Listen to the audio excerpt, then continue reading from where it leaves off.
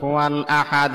আল্লাহর নবী বিশ্ব নবী সাল্লাল্লাহু আলাইহি ওয়াসাল্লাম বলেন, এ আমার উম্মতেরা শোনো, আল্লাহ তাআলার কোন মুমিন বান্দা বান্দি যখন মা বাবার কবরের পাশে দাঁড়াইয়া দুইটা চোখের পানি ছেড়ে দিয়া মা বাবার কথা স্মরণ করিয়া সূরা ফাতিহা ইখলাস তেলাওয়াত করবে, সঙ্গে সঙ্গে আল্লাহ পাক রব্বুল আলামিন মা বাবার কবরের আযাবকে আমার আল্লাহ মাফ করে দিবে।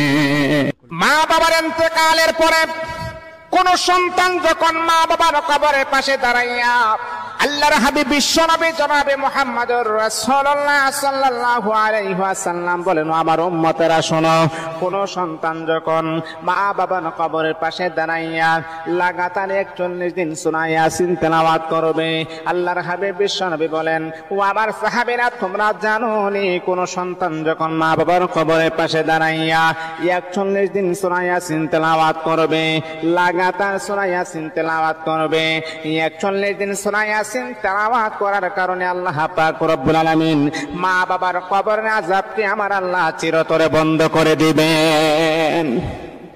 এমনি একজন সাহাবী বলে, ইয়া রাসূলুল্লাহ, আল্লাহর হাবিব বিশ্বনবী, তাহলে এই আমলটা আমি করার চেষ্টা করব। নবী বলেন, সাহাবী শোনো, তুমি যদি তোমার মা বাবার কবরের পাশে দাঁড়াইয়া এই আমলটা করো, আল্লাহ পাক। অনেকে আমাকে প্রশ্ন করেছেন, হযরত কবরের উপরে গাছ লাগানো কি জায়েজ? আবার অনেকে বলেন, হযরত কবরের উপরে যদি গাছ লাগায় তাহলে গাছটা যখন জীবিত হবে তার মাঝে পাতা গজাবে, এই পাতাগুলা নাকি জিকির করলে এই জিকিরের সওয়াব নাকি কবরবাসী পেয়ে যায়। আমার প্রিয় বন্ধুগণ, কবরের উপর গাছ লাগানো জায়েজ না নাজায়েজ এটা আপনি প্রশ্ন করবেন, কিন্তু এই যে কথাগুলা বলছেন এটা কিন্তু ভিত্তিহীন কথাবার্তা।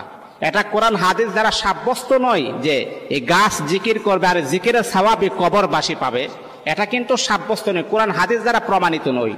আমরা কোরআন বিশ্বাস করি, আমরা হাদিস বিশ্বাস করি, হাদিসে যদি থাকে, কোরআনে যদি থাকে, তাহলে আমরা নির্বিধায় তা আমরা বিশ্বাস করবো, এতে কোনো সন্দেহ নাই। কিন্তু হ্যাঁ, মনে রাখতে হবে কবরের উপরে ফুল গাছ লাগানো এটা জায়েজ আছে, অথবা আপনি যদি গাছ লাগান জায়েজ আছে, এতে সমস্যা নাই। কিন্তু এই যে ভিত্তিহীন কথাটা, এটা কিন্তু নাজায়েজপূর্ণ কথাবার্তা। আল্লাহ পাক আমাদেরকে সকলকে ইসলামের সঠিক বুঝ কুফুয়ান আহাদ।